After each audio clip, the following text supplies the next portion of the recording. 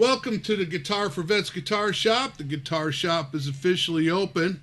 If you're new to this guitar shop or any other guitar shop, make sure your hands are clean before entering and enter with a smile for the staff. Guitar shops are the guitar player's mecca where you can try out gear and learn about new gear. Daniel B. here. I am G4V's Cavards Virtual Chapter guitar instructor and your host of this, the G4V's Guitar Shop. Ever wonder what separates your favorite guitar players? Well, wonder no longer, because the G4V Guitar Shop staff is here to explain the answer to that question. Tones and tone control is the answer. In today's G4V Guitar Shop, we'll show you how to. I'll be showing you how to set your tones on your amplifier and how it can help to get that sought-after tones that define you, or the type of music genre you want your guitar playing to be related with. And fret not, get it? The G4V Guitar Shop guitar gurus, John Demarco and Michael O'Connell, also are on hand. John Demarco will be demonstrating how your guitar controls and pickups shape your tone, along with a graphic EQ effects pedal to enhance your tonal sound. Did I get that right, John? I think we're pretty close, yeah. All right, how you doing today? Doing really good, thanks. Good All right. buddy. And your chapter's doing well? It is. We're busy. Fantastic.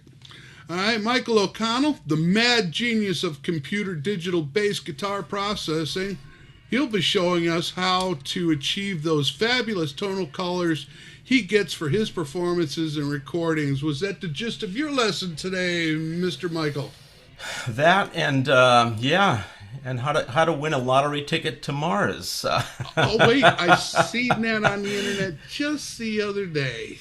There you go. I want to be the first guitarist on Mars, so I know Musk can't play guitar, so I have a shot at it. There you go. Ride that. What do you have there? That Gibson you have back there. There you go.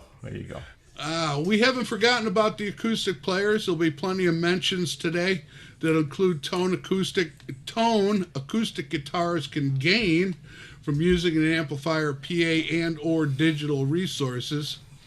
This episode of the G4V's Shop is for beginners and advanced among our G4V's community. At the end, we'll have a panel discussion as usual, and which will include any questions and comments you may have. If you have any comments after we're done, or questions after we're done with each of our individual spiels, we'll take questions then too for a little bit. Now, please bear in mind that our discussions are based on our experienced opinions, skills, and knowledge. Every effort is taken to verify any information we put forth.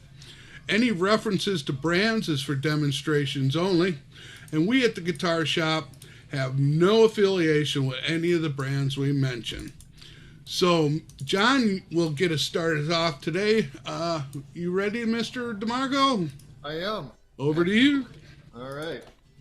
Well, let's just start with a little bit about tone on an acoustic guitar, and I think you guys can see my guitar. I don't know, just to play an acoustic guitar into a microphone, which is what we're doing right now. I'm hoping everybody can hear my chords.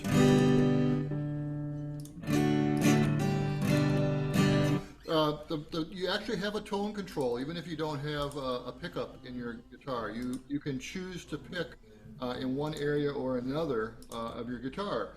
So, for instance, if I strum up here close to the neck, which is what I typically do, you get a kind of a nice round, warm, sound. But there are songs, especially in country and rockabilly and stuff, you want a brighter, kind of twangier sound, and of course you can get that by picking down here.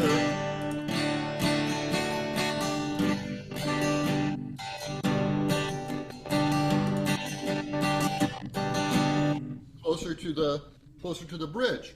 And the reason is the strings down here by the bridge are not vibrating as much as they are out here towards the middle of the guitar.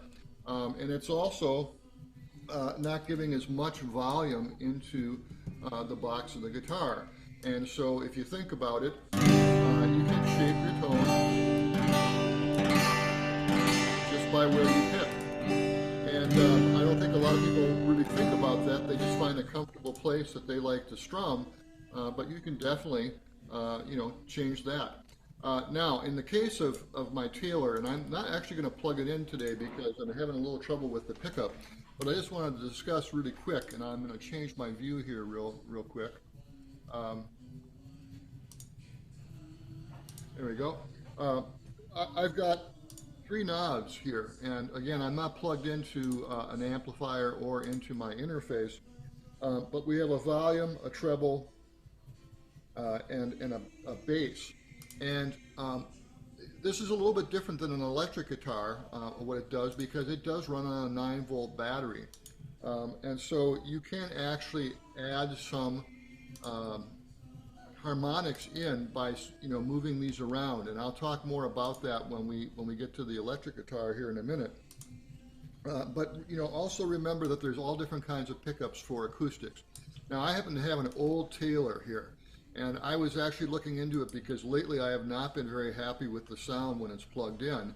And I discovered my guitar was built in February of 2013. I did a serial number search. It was number 89 that day. And it has a piezo pickup right underneath the bridge. And that is not how Taylor does it any longer. They now have a pickup that actually is behind the bridge, and more importantly, they also have 2 other sensors. I believe one is here and one is here that they use now to amplify the sound on their Taylor. And so if you have an Ibanez, they might have a different kind of setup as well. Anyway, I may wind up trading this in because I really was not happy this week when I plugged it in, although I love the sound of it as just an acoustic. So enough about that for right now. Let's move on to a couple of concepts before I get into the electric here. So I'm going to switch back here, my FaceTime camera, and then I'm going to share a couple of slides real quick.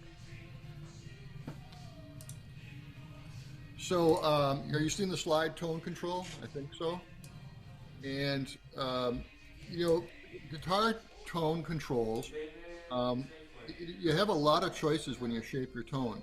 So I'm going to talk about the tone controls on guitars, and then we'll talk about them on an amplifier with Daniel B, and then we're going to talk about equalizers with Michael. But when you think about a tone control on a guitar, it's a passive filter. In other words, you can't add anything in. The only thing you can do is take what's already there, and you can drop out either some treble, well, really that's all you can do. You can bleed off treble. You're not adding bass. You're not adding anything in the mid range. You're simply bleeding off the treble, and I'll demonstrate that in a minute here. And so whether you have a two pickup guitar, electric guitar, or you have a 3 pickup electric guitar, it doesn't matter. The tone controls all do the same thing. When you get to the tone controls on an amplifier, now you usually have 3 different choices. You've got a bass, a middle, and a treble. And Daniel will talk more about that. But the point here is that the closest thing you have to deal with when you're playing your guitar is the tone controls that are on your guitar itself, right? Rather than going back to the amp. But really all you're doing is changing, is there more highs or are there less highs in the output. The other thing I wanted just to show you real quick or talk about is equalizers. What is an equalizer? Well, it's actually in some ways sort of like a tone control, but it brings in more tricks, because rather than just having 1 or 2 controls like a bass and a treble, it's divided up by different bandwidths. And so if you think about the whole wave of the sound that's coming out of your guitar, you can get very, very specific as to what you want to boost, right? What you want to have come up and what you want to have come down. And so, for instance, you might want to boost the middle frequencies to make your guitar stand out in a performance situation, or you may want to scoop them back. This is something that several guitar virtuosos do. People like Eric Clapton.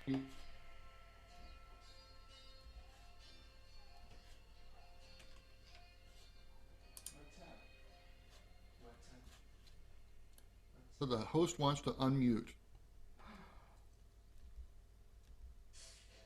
Yeah. Okay. And then we lost you at Eric Clapton. We didn't hear what he did. Yeah. Oh, okay. Eric Clapton. He likes it what he calls a scooped sound, where he brings the middle frequencies down in the mix with the equalizer, and so he has more bass and more treble and less middle. And if you listen to a lot of his early stuff, you'll be able to tell that sound. But you can't just do it with the tone control. You have to do that with an equalizer. And again, we're going to spend a lot of time on equalizers and what makes them special and different. And then one last thing is, on an electric guitar, you've got your neck pickup and your bridge pickup, which we'll demonstrate here in a minute. And again, it's sort of like what you're used to seeing on the acoustic guitar. That neck pickup is going to be richer, it's going to be rounder, it's going to be warmer, is ways to describe it. And that bridge pickup is probably going to be a little louder. It probably has more coils of wire wrapped onto it. It's usually a higher output than what you have on your bridge pickup. And then the other thing that I would just throw out there is, again, depending on the guitar you own, you may have one tone control for both the neck and the bridge pickup, or you may have an individual tone control for each of those. So there ends the lecture part, and let's get to the demonstration. Let me stop and unshare that. And now I'm going to move to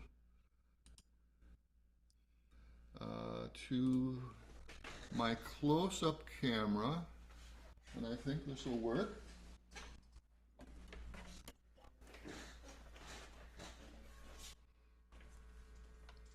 All right. Can everybody hear? Yeah? Okay. So, on this particular guitar, and it's real tiny on my screen, so I'm hoping you're seeing the whole thing. Maybe I'll just tip this down just a tiny bit. There we go. And over that way. You can see I've got 4 controls. And so I've got a tone control and I've got a volume control. Right now I have my volumes almost all the way up, probably on 9.5. And I have my tone controls all the way up on 10. And I've got my pickup on my bridge pickup.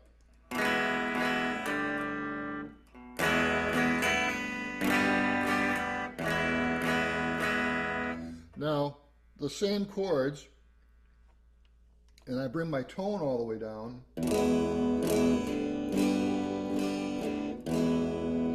You can hear it's quite a bit more muffled sounding, right? It's a lot more bassy. It's cut out all the highs. Same thing is true when I go to my neck pickup.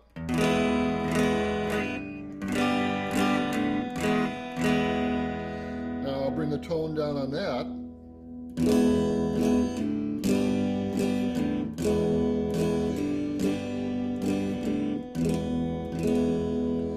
Now I'm doing really gross adjustments, right? I would probably hardly ever run my tones all the way up or all the way down. I'd pick something in the middle. And speaking of middle, on the middle position, I have both my pickups going, and my volumes are almost exactly the same. I think they're the same. But, for instance, I can have my tone all the way up on my bridge pickup and all the way down on my neck pickup.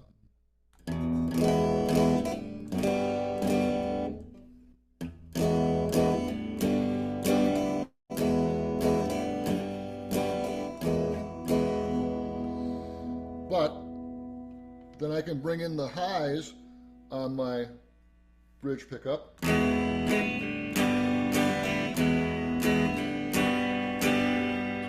Or do just the opposite. I can bring the tone way down on my bridge. So just with those few combinations, you can tell that I can sculpt the sound of my guitar hugely. Now, as I hand it off to Daniel B., remember that what I was doing on my amplifier is I had my tone controls on my amplifier at dead center, which should be kind of a neutral position, right? It's not dialing in too much bass or too much treble. And this is what gets confusing to folks sometimes is, hey, I've got all these different controls. When do I use what when? Well, everybody has a different way of doing that, but we'll discuss that further on here, especially when we get to an equalizer, where you can get really, inside of the tone and change it in specific frequency bands. So with that, I just have one more thing to talk about, and that is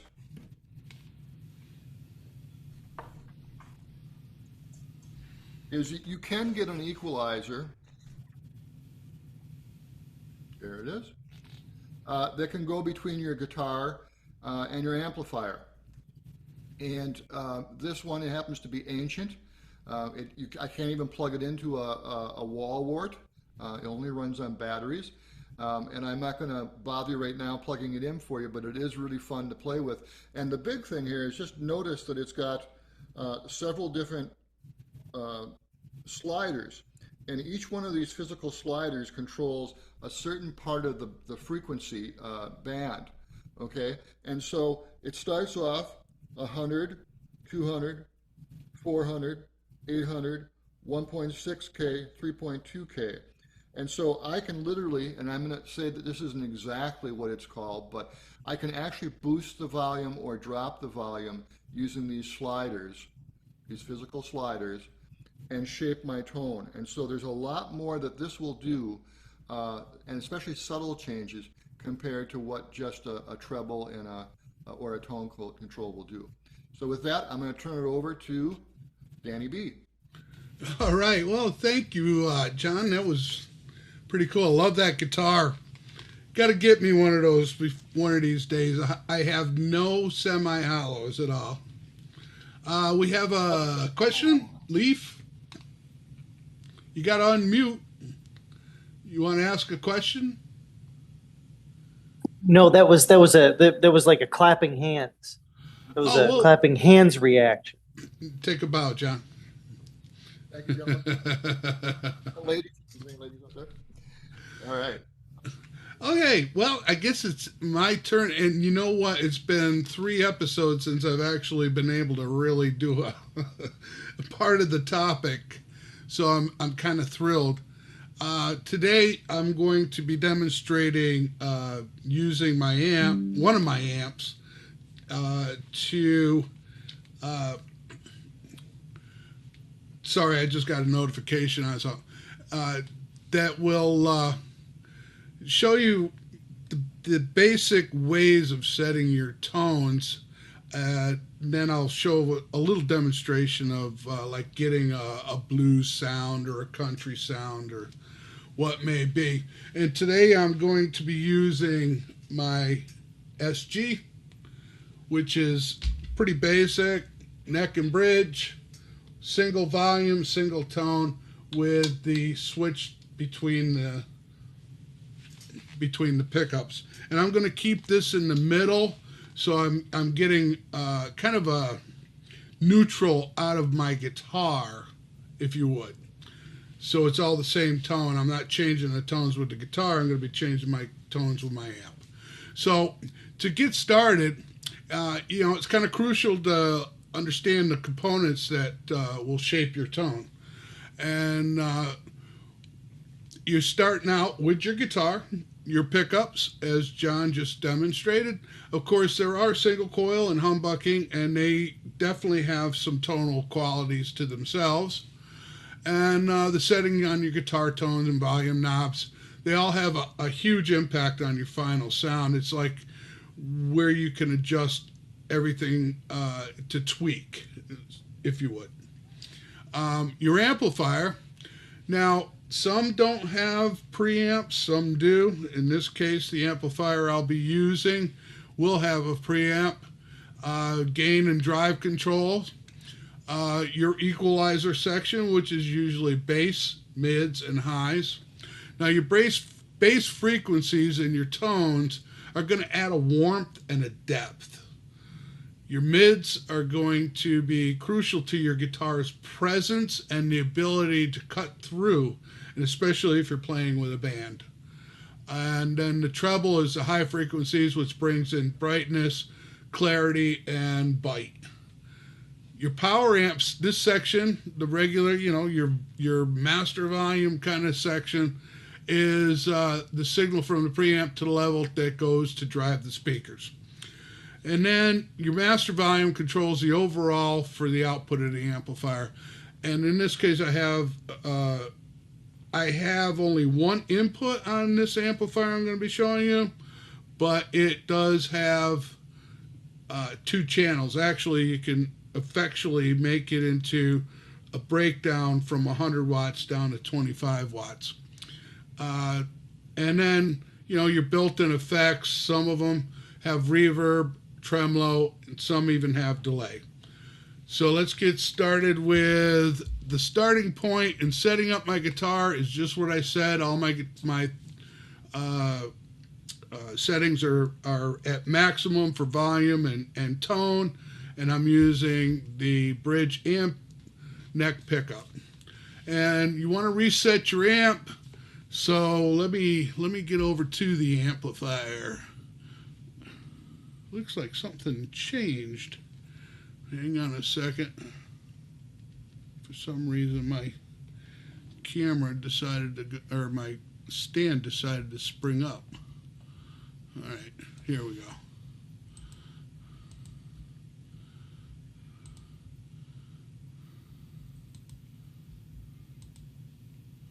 Nobody's seeing that? Oh yeah, we are. There we are.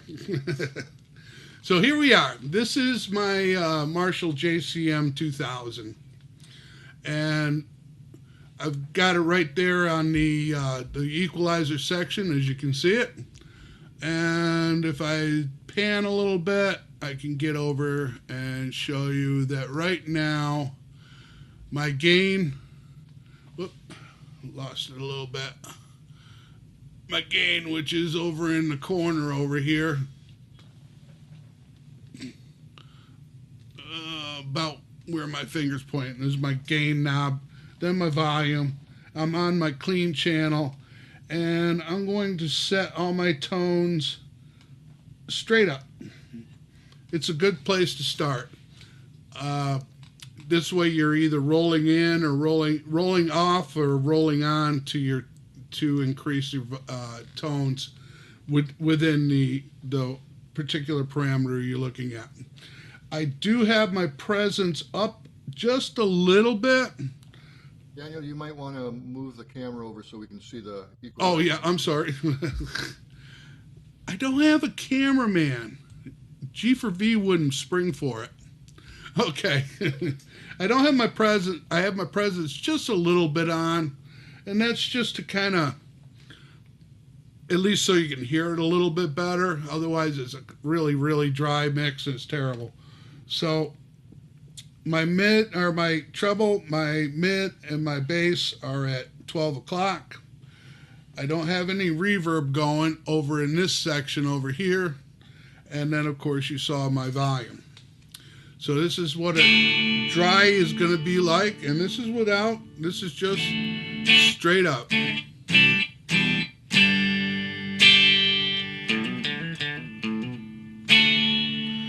Now let me roll off that, or I want to get a little more bassy sound. I want to get a little bit of kind of huevos, if you would.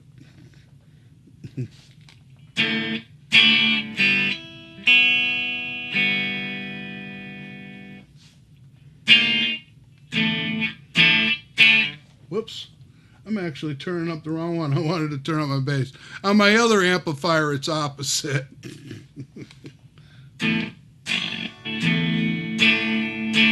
got a little deeper. You can hear it a little warmer.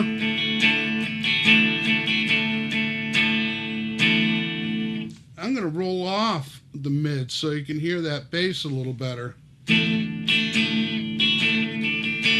got a string out of tune, sorry.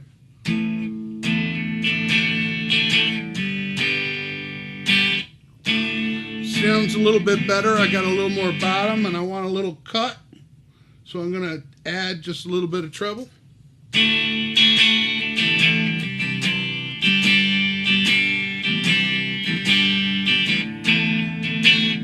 So you see how I brought out the bottom a little bit, and I brought out some of the highs to get a little bit of a clarity, and that's all there was to that. So let me just add a little bit of gain and a little bit of volume, or yeah, we'll add just a little bit of gain. We'll add a little crunchy there. There we go. All right. Now let me go ahead and start to shape it to what I want. I want to kind of get here's my clean, a kind of a cleany, not a clean, more of like a blues classic rock. All right, so I'm going to have the bass about, I'm going to roll it back down to about a 6. Just a little notch up. And then I'm going to put a little bit of mid to it. And I've got a chart I'm going to put up, or this outline that I'm using, that I'll put on the, with the recording when I post it to the G4V Learning Center under modules and more, so that y'all can have an idea of that. So my mids are going to be, I'm going to make it a little midi. So I'm going to roll it up to about 7.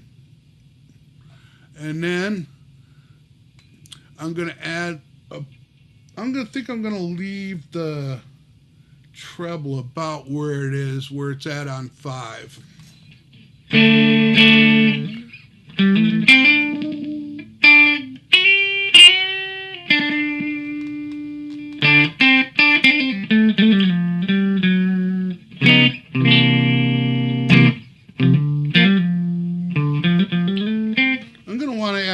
Gain to that. So in this case, I could change it to a 50 watt. There we go. I'm going to roll that gain down a little bit.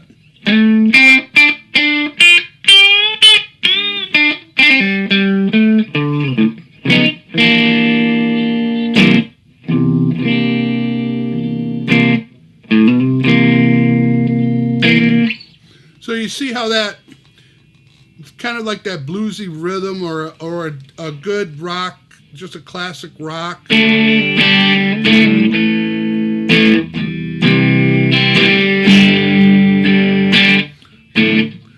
classic rock tone that you're looking for.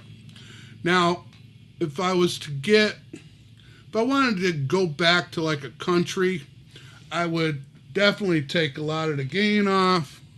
Get it really close to almost clean, and I'm going to put the bass up, and I'm going to put the mids up, and I'm going to roll the treble off a little bit. And this is for a rhythm. This isn't for a lead, for the twangy leads that you're used to.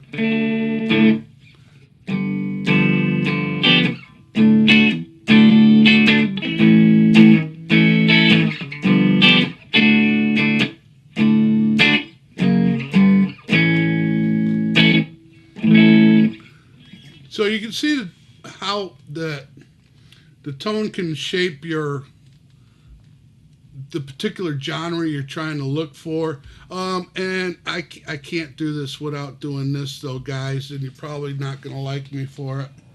I'm talking to the gurus. I'm going to metal this up a little bit.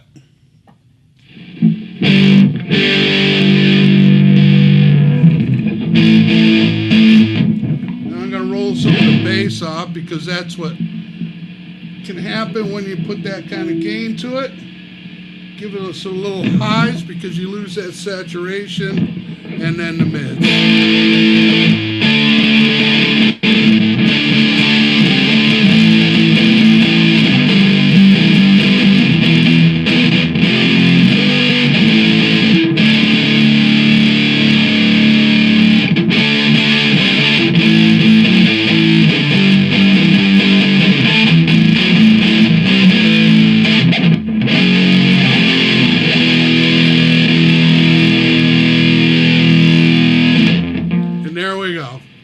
So that's what you can do with your tones. And let me tell you though, one thing is maxing out your knobs is not going to be the answer. And ignoring the guitar controls altogether is another thing. And one other thing to keep in mind when you're setting your tones is you're going to have different, if you're playing in one room, then you move over to your bathroom and decide you want the ambience of your bathroom, it's going to change your tones also. So that's something to look at.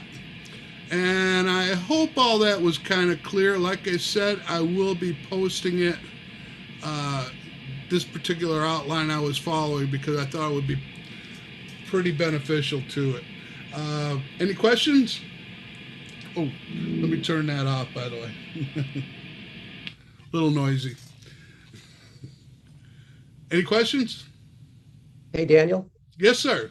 What's the speaker in the Marshall? Is it the stock or is it something different? It's actually a Heart Key with 4 Celestion 80s, 320 watts. Holy cow. Do your neighbors like you? They've heard my bands playing here. And the thing is, I got a beautiful, my living room's got a beautiful open ambience. It's because it's open floor plan, so it's like really great. Hi, Paul. Hi, Daniel. That was a great overview. Thank you. Where's the knob on the amp for when your string's out of tune? Yeah, right. John Demarco said maybe distortion. Maybe distortion. Yeah, actually, sure. You put a trem pedal on it too, no one will know. Yeah. This is my my son's guitar, and I had tuned it up, but it needs a good string change. Plus, some of the tuners need to be tightened a little bit. So I'm hoping when we do the Guitar for Vets workbench that I can get some tips on how to tighten up these tuners. Shameless plug, right? And now, so with that, I'm going to ask Mr. Mike O'Connell if he is ready for his spiel. This is going to be great, I'm sure. I can't wait. I always love to hear Michael. It's the intellectual part of our event today with Michael O'Connell. And I know you're sitting there with your sitting on your hands the whole time, Mike. Cry havoc and release the dogs of digital tone war. Oh my gosh, yeah, you know, I've been ready since I was born. I just love music. I love music. Okay, so what are we doing today? So what Daniel and John showed you was I'm just gonna insult them. Absolutely crude. I'm sorry. You had a bass, a mids, and a treble control, or you had a couple of pickups on your guitar, right. So. And only a short period of time, though. And only a short period of time to show all the multiple permutations of what that could sound like. So I am going to take you into brain surgery of music, tone change, tone, setting up your tones, tone quality.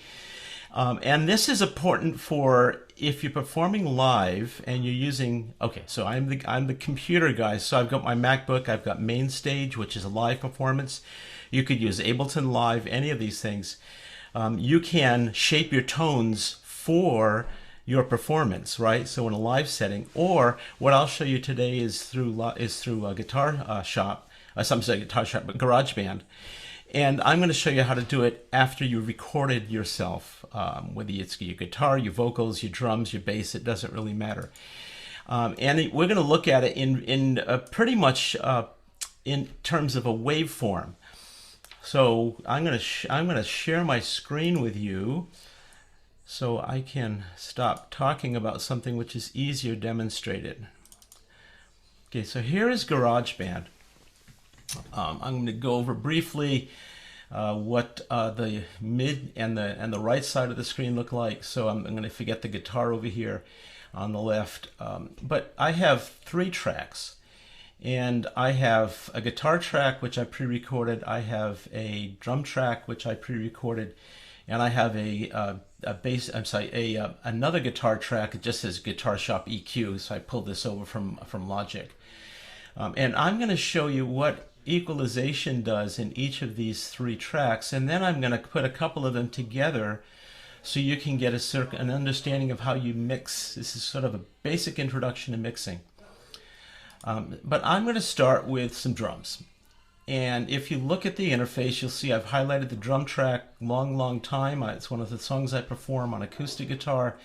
You can see that it's a stereo track, so we can widen out the drums if we need to. And then you'll see below I have a little header here, and it has track, master, and then compare, which I'm not going to use, but that's a little more. Compare is if you have multiple effects that you want to turn on and off at the same time. It's sort of a shorthand for that. But in the track, so let's go to our drum track. You notice there's something below here. It says plugins. So I'm going to collapse recording settings. We don't need those. And you'll see plugins. And I only have one plugin deliberately.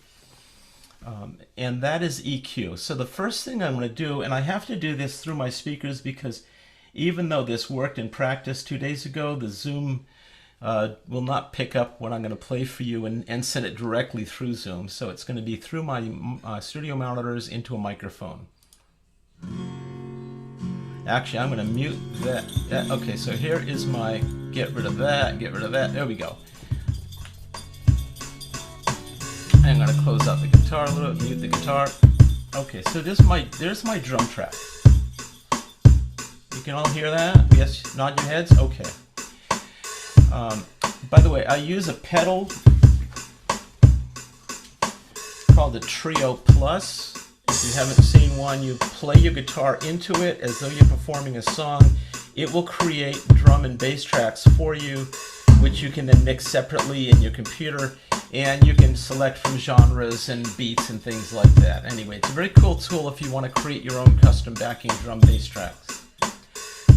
Okay, so as I loop through this, you notice at the top of the screen I have this, what I see is an orange area, and that means when I push play, it's simply going to go from the beginning to the end, back to the beginning, and continue to loop. Okay. So drums sound pretty cool, right? So I'm going to bring up the equalizer that comes with GarageBand. And this one has a preset. I'm not going to turn it on yet, but you'll see if I click on that box, and I'm going to turn down the drums a little bit here, you'll see that I have presets from GarageBand, from Apple, that have drums, and I have a number of presets. Most of these are if you're miking the drum individually. So you're miking your kick, you're miking a snare, you're miking your cymbals. And so like clean up kick, for example, would be if you have a kick drum in there, you want to focus in on that sound. And that would be a separate track. So what I'm done here is I put vintage drums here. Before I turn on anything, let me pause the track for a minute. You'll see that there is an on and off, right? So it says turn on this plugin, turn it off, so it doesn't have an effect on my track. On the left side, this is a decibel range. 0 means that I'm at the recording volume, essentially. Neutral, it's kind of more complicated than that. Decibels don't necessarily equate to volume, but you can think of it that way. And I'll show you how I use this as I slide it up and down when I'm showing you the actual waveform. On the right is a gain control. I can, if you see that gray area raise or lower, I can raise or lower the gain, which translates to volume, of my entire mix using this. So whatever I set up as my my filtering or you're right, my EQ within this interface, I can raise or lower the total gain of that. I typically leave mine at neutral. I use gain controls elsewhere when I'm producing the final mix. All right, so we have an analyzer, and what I'm going to do now is I'm going to start playing the drums. You don't see anything. I'm going to turn on the analyzer. Whoops, I'm on the... why are we not going? Oh, turn on the interface. Hello, analyzer. There we go. Everything, so this is where this left column comes in. Everything comes in at its recorded, I'll use the term recorded gain. And in my case, it was a pretty soft recording, so I'm going to slide this up and bring everything, the whole waveform, onto the screen. Okay, now that does not equate to how loud I turn my monitors up, right? I can turn the monitors off, I can turn them on, right? That is not a volume. This is actually what the computer sees and what your speakers will eventually see when they produce sound. Okay, I want you to pay attention. You hear that kick drum? Dum, da-dum, dum. See where my mouse is? That's my kick drum. Okay? If you look over here, I've got a click, right? And I've got some waveform moving up and down. Now, I only have what a drum kit has, a handful of drums and a snare and a kick. Why do I have all this complicated, right, waveform? It's because everything has overtones, right? If I were just recording a kick, I'd see a complicated waveform. I wouldn't just see a thump. Same thing with your guitar. You could pluck one note on one string on a guitar and see a complicated waveform because of the way that guitar strings reverberate and move. All right. So what I want to do now is I've turned on none of these things. They're all turned off. So I'm going to pause this for a second. On the left here, I have basically a cutoff control. It's called a low cut filter, and it comes with its own dot. It comes with its own width of frequencies. So I'm going to turn that back off. Along this line, you see the actual frequencies of that waveform or sound. So if you think about a bass guitar, it's going to run down here in the 40 to 80 to maybe 100 hertz range, maybe some higher on the higher notes. And a vocalist is somewhere in the middle here. That's the vocal range. And then a snare is going to be off to the right. High notes on a guitar are going to be pushing off to the right here. So those are frequencies of sound, if you think about it that way. This filter says slope down and eliminate, gradually anything below where my point, roughly 100 hertz. Okay, so let's say that I've, let me keep going. The other thing I can do is, I'll get to that. This one, I'm going to turn this off so it doesn't complicate the picture. This is a shelf. This says raise or lower the gain of anything to the left of this shelf, right, of this point. And you can see how it opens up to the left, it goes up and down. These are parametric filters, which say take everything around the point and raise or lower it. And I have 1, 2, 3, 4 of those available to me in this interface. And then this is a high side shelf where it says raise everything or lower it above that point. And you can see there's a little bloop dot here and you can see the waveform that it's going to, its mask, I'll call it a mask on the wave. These are the frequencies it's going to either raise or lower. And then on the right, I have my right cutoff. So anything above this dot is going to slope down, and essentially, in real terms, the volume gets lower. Okay. So that's the basic interface. I'm going to start with my low cutoff here, and I'm going to show you there are two aspects to this. One is the dot. That dot is movable. I can move this to any frequency I want. I could cut off everything below 10 kilohertz if I wanted to. And then I can raise or lower it. So I could actually boost frequencies that start at about 70 hertz, or I could cut off frequencies and it only goes down so far. But you notice the slope of the cutoff changes. So here, if I push this down, it's a gradual decrease in gain, and if I or in signal strength, and if I push up, it's a steeper increase in signal strength to the left. So that's one aspect of this dot. The other is what's called the Q, or the width of the dot. And whoops, let me get off of that. And in this interface, that's not how I wanted to do it.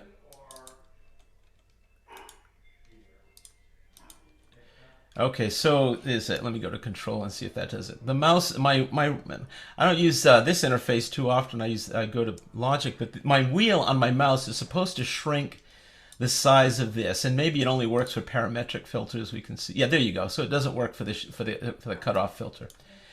All right, so I get a standard width. Now in Logic Pro, you get more sophisticated tools in the EQ, but it looks similar to what I'm showing you now, except for the more sophistication. So let's say that I want to cut off. So let's play that drum again. So I'm going to push play. All right, this high peak is my kick, right? So let's say that I want to. Now human hearing is pretty weak. Right down to the left. So let's say I don't want to have any of these frequencies. So I'm going to push this here. You notice how this line goes up. If I push that dot all the way to the left, it's not cutting off that frequency. But let's say I want to cut it off. Now do you see that line just start to come down? Right. So it's going to attenuate the frequencies to the left of 60 hertz. And some, mixers say, well, you can't hear this anyway, so why muddy my speakers with it if I don't have to? All right, so I'm going to bring this, just put my view of this curve down. I'm not adjusting anything but the view of it. And let's say I want to, I'm going to ignore my shelf here. I want to boost or cut my kick beat. Now, when I click this on, it turns colors, and I see a bar, and here's my dot. The dot doesn't automatically line up underneath that. So I'm going to move this over to my kick, and I'm going to drop it, and listen to what happens.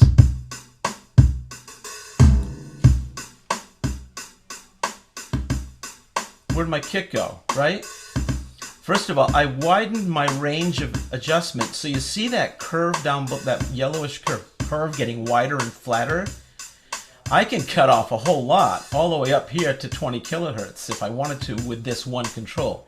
But I'm going to narrow it down because I want to focus on my kick. Okay, so I say that's a bit much. Let's drop it down a little bit.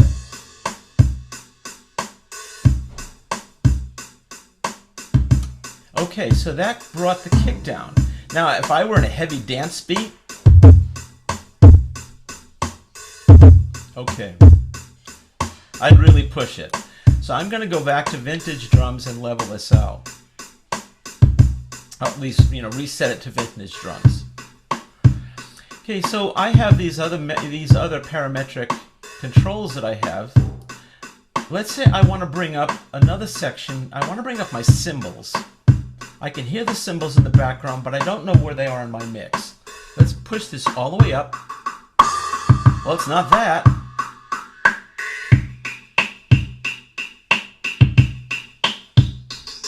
Oh, there's a cymbal. Somewhere. Oh, so my cymbals are actually in here. And let's see if I found it. No, I didn't quite find it. Okay, so they're in here somewhere, but this illustrates a point, is that I didn't record my cymbals separate from my kick, from my snare, from my other drums, my tom-toms, right? So it's all mixed in here. And so I can use precision, cutting here. Right, I can bring in a tom, but I have to do it on one signal because it's all recorded in one signal, in one place, one mic, one, in this case, one feed coming off of that device. But that is the basics to using the EQ. Now I'm going to switch over to my guitar for a second here, and I'm going to leave this behind, and I'm going to turn it off because you guys play guitars, but the drum signal gives me a little better view, you know, some heavier thumps and things that I can illustrate better. So I have let's go to an acoustic recording of a song. Mike. Yep. I was wondering what are the parameters that you get of human hearing on the EQ? So you can hear, oh gosh, The frequency. 40 up to 20 kilohertz for really good hearing. Right? And below 40, you start to feel it more than you hear it. So by all means, don't cut off if you're doing heavy dance beat. Don't cut off the bottom end because that's where the bump comes from, right? I've had that thumping car next to me when I've traveled around town. There you go. So this is genre specific. So what I'm going to do now is I'm going to show you on my we're going to put on the EQ for my strumming acoustic guitar. So this is leveled out the controls on my acoustic, and it is plugged in, so it is coming in through the pickup, and I'm going to play that. All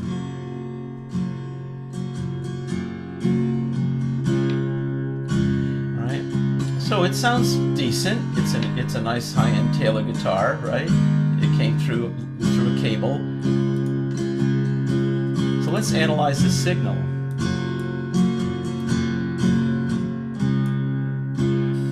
Okay, these are all turned on, but you notice it's flat, right?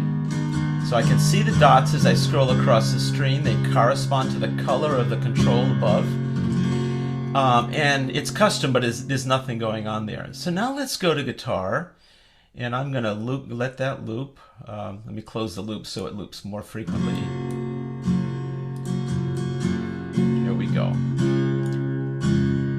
And now I'm going to go to one of their presets. Let's go to acoustic guitar, just rhythm. Now I'm going to turn this on and off and let you hear the difference. That's off. That's on. So I lost my warmth, right? In this preset, I lost my warmth, I lost my low end, but it gave me more brights. And you can see that in the waveform to the left here. You can see that the low cutoff filter is cutting off, you know, the frequencies way down here in the bottom end. Right? My guitar is producing 20 hertz frequencies. It's not a bass guitar, it's an acoustic. But you can see now where it starts to, you know, it cuts off here as well. But that's my low end for my guitar. So what if I do this? You hear how it gets warmer? Let me turn that off. Well, let me do this now. See how it's thinner? Now let's make it warmer.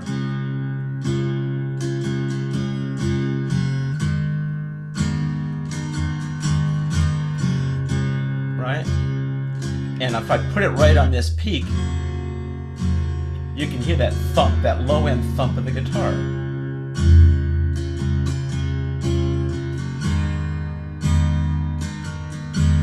And I don't like that, right? It's too thumpy. So we're gonna.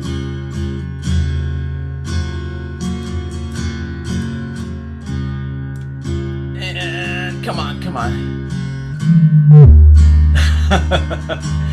Well, let's try that, by the way.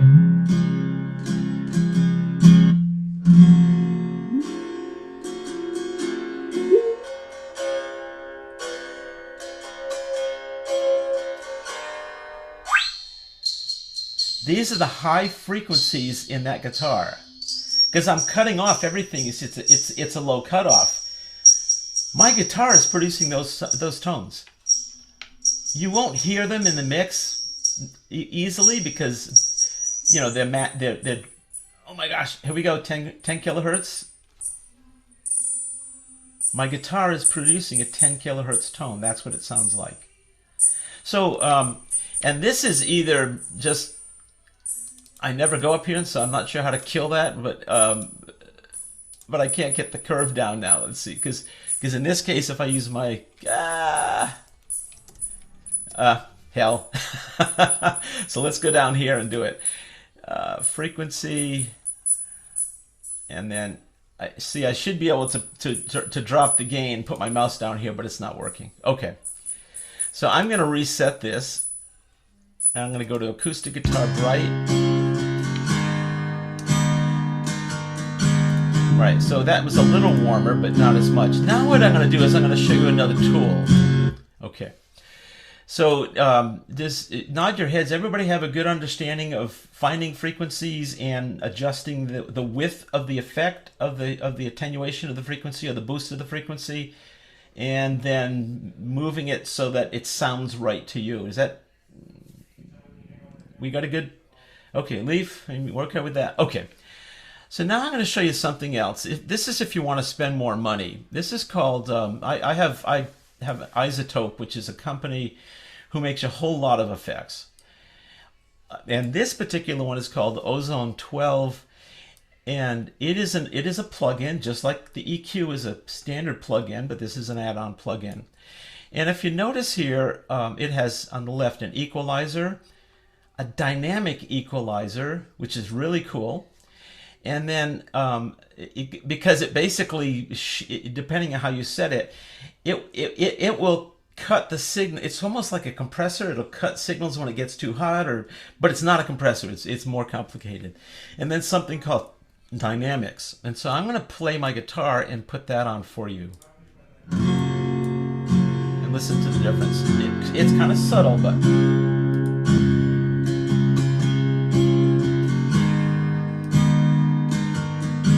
You can see why it's subtle. They've dropped the low end. They've dropped and scooped out the middles here. I mean, I could push these up. You notice that note coming through? Or I could drop that, right? But this is what their preset for acoustic guitar sounds like. Plus they're adding dynamic EQ, as I mentioned. You see the EQ actually adjusting. And I can set the parameters for how big those adjustments are and where they end up. And then there's something called dynamics. You'll see here there's a limiter and a compressor. Right? So you see it's got a ratio, attack, release, and knee, right, on the limiter, and the same thing on the compressor. So what it does is it takes its individual tools, and I can add tools in here. Right? Here's bass control, here's clarity. But it takes this a predetermined set of tools that it thinks belong on an acoustic guitar for these effects, this effect, and it applies, in this case, the EQ parameters, the dynamic EQ and the dynamics, and it sets up parameters that it says, hey, here's a decent preset for an acoustic guitar. So this is essentially an all-in-one tool. I could put a limiter here. I could put a compressor here. I could put some kind of exciter here, a dynamics exciter tool. That's great for bass guitar, especially. I like that. But this is one way of doing it all in one, so to speak. Okay. And then we are at noontime. The only other thing I'll talk about, I won't show it because we are out of time, is that if I turn this off and I put these two on, right, I'm going to push back.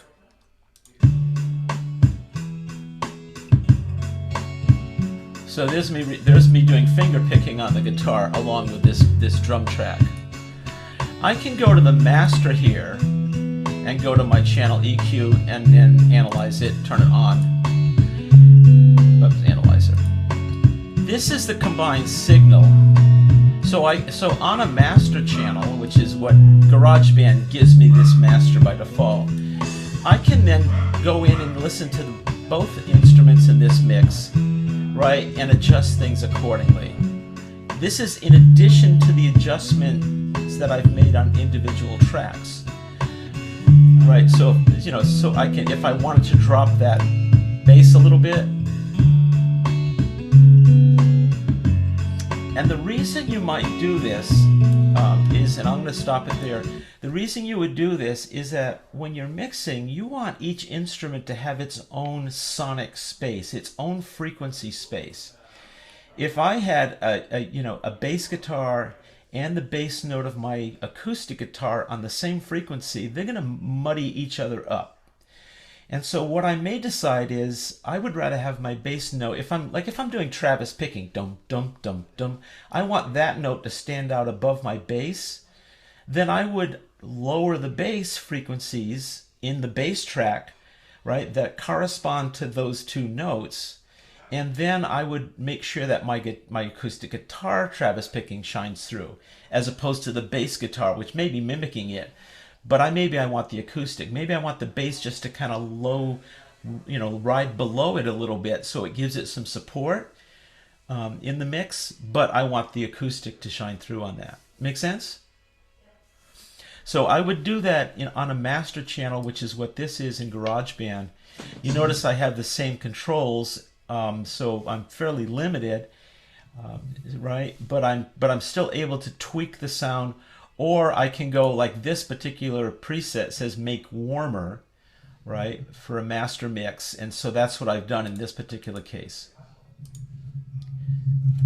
Okay, I'm going to kill that speaker and so we don't get any feedback. All right, here we are. Let me go ahead and release this.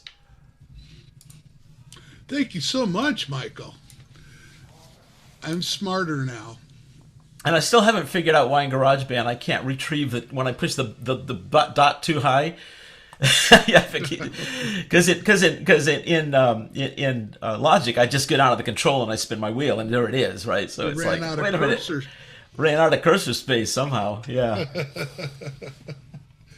That was so great at showing how to differentiate tones between instruments, and to bring out tones in the instrument and showing those overtones. That was fantastic. Good.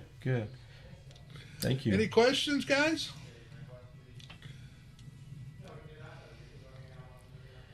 So my question is, how many of you will be using EQ on your guitar or on your amp and have a little better understanding of what those look like?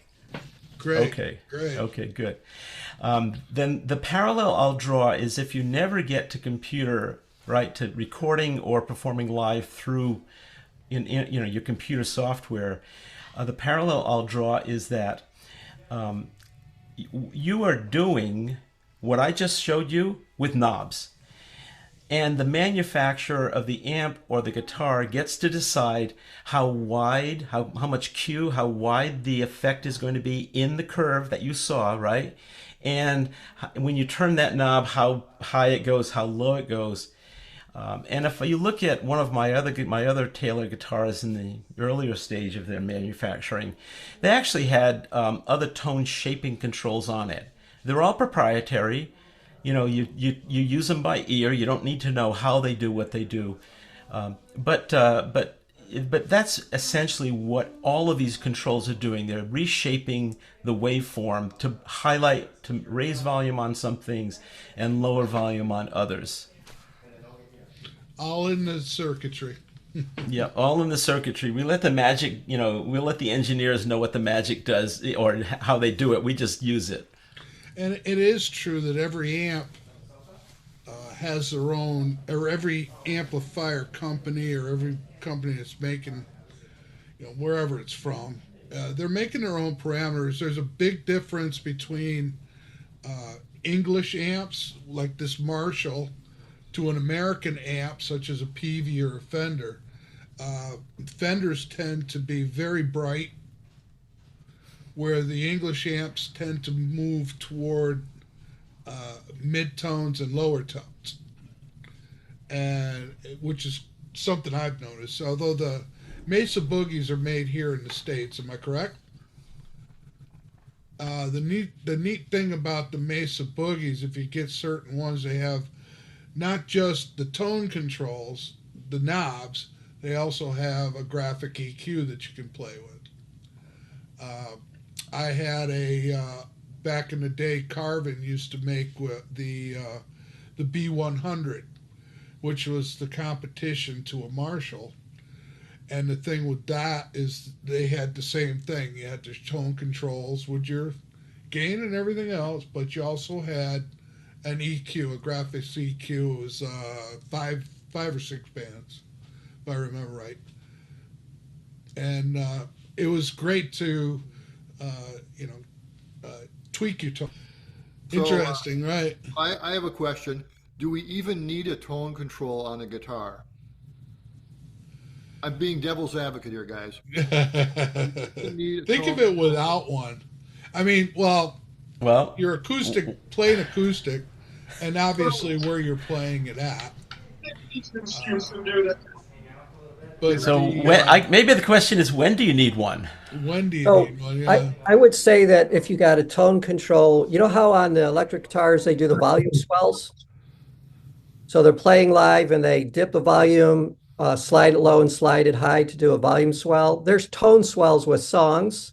And there might be parts of a song where you only want, like maybe the bridge to have much more of a dark tone on it. So you certainly want to be able to change your tone on the fly. I guess you could tap and a pedal will do that as well. But the swelling's a little tougher unless you're using some sort of sophisticated whammy pedal, I would think.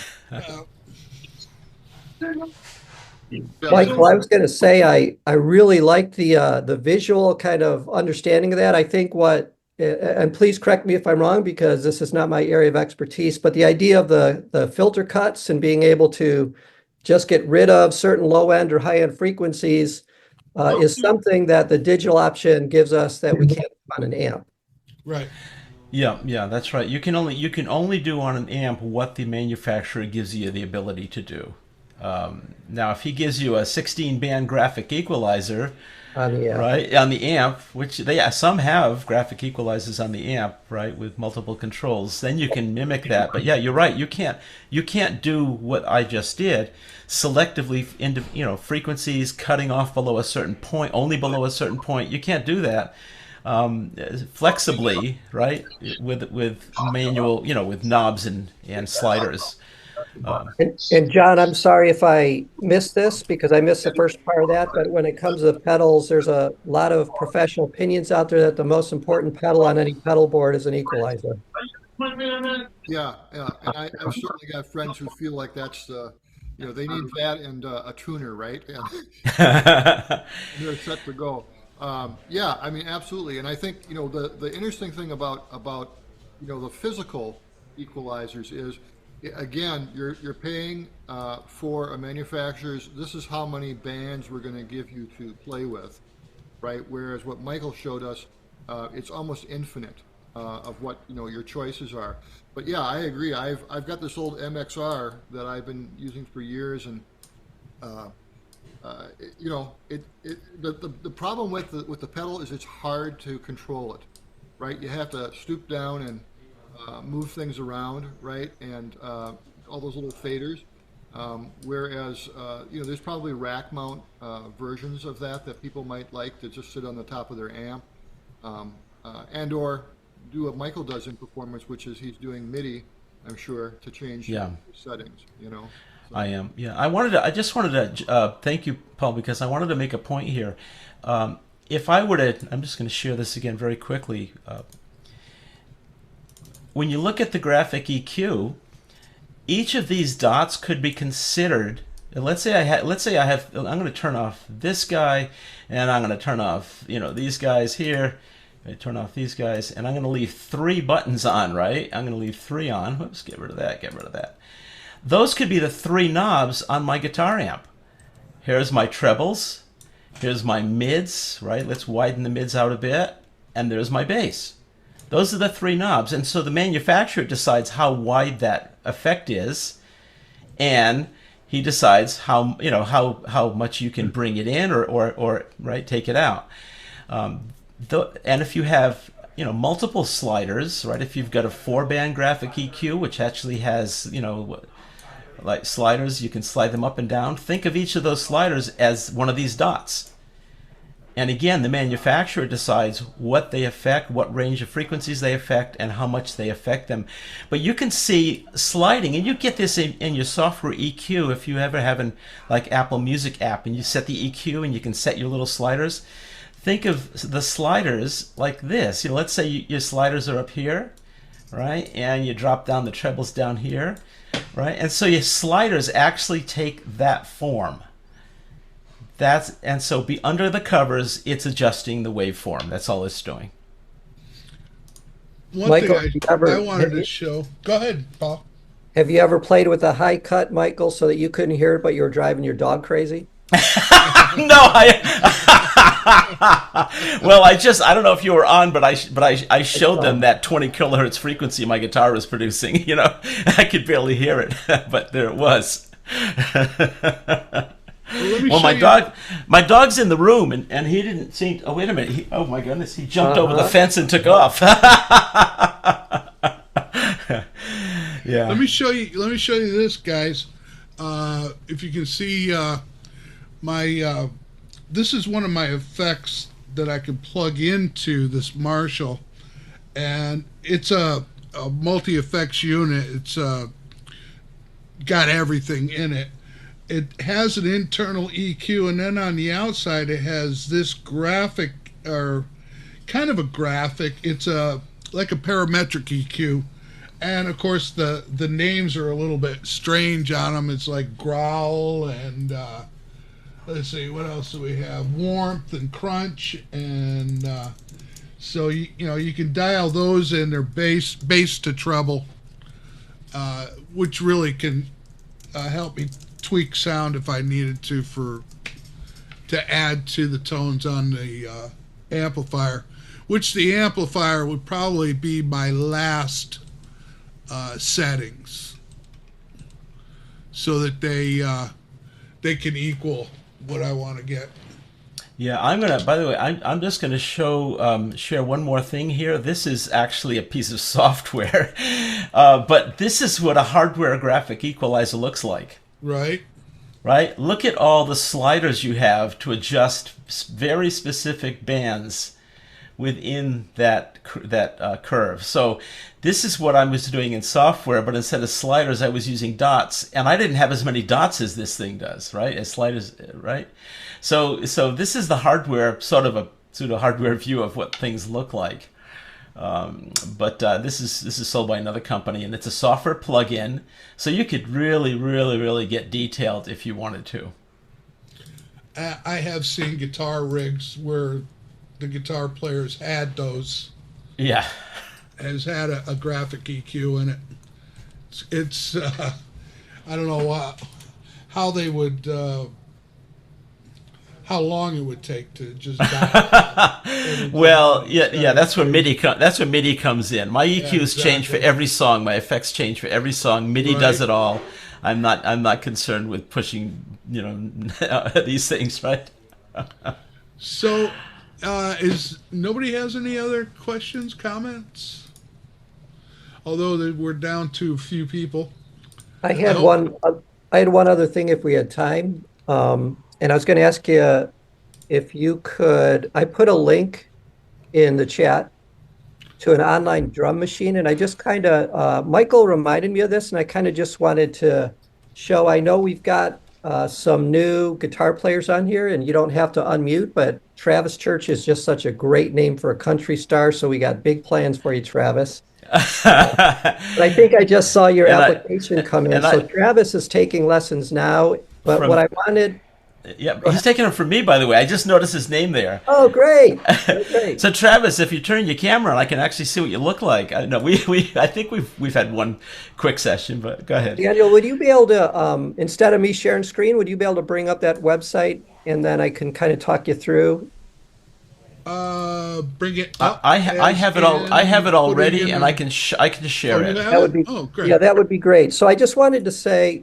There we go. Go ahead and hit the play for a little bit and just let it play. All right, so kill it. So each of those, like what you were showing us with the software, each of those options, hi-hat, tom-tom, you see there's no green lines because none of that is turned on. You can play around with this to change the drum sound completely. You could change the beat, the half beat.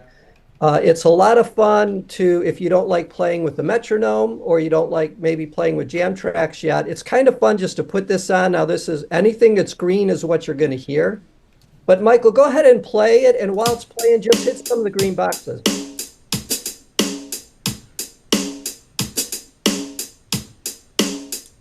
It's a really good when you're teaching your students counting, obviously, when you're just teaching them a straight count and then maybe swing count.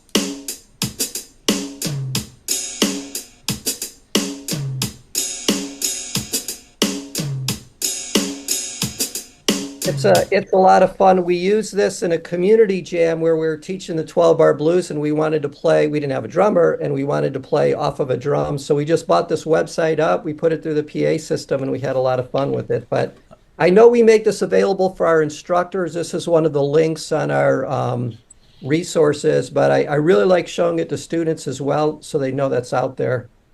And Michael, if you're visual about all that, the way you started, if you were the brain surgery of it, so I'm just kind of the third world country, you go for like a cheap tummy tuck type of thing. Hey, as I tell people, I'm learning how to do open heart surgery with a rusty spoon and a good sewing kit. So who wants to be my practice dummy?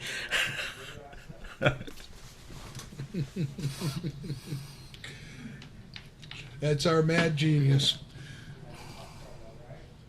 So I guess that will bring us to the end.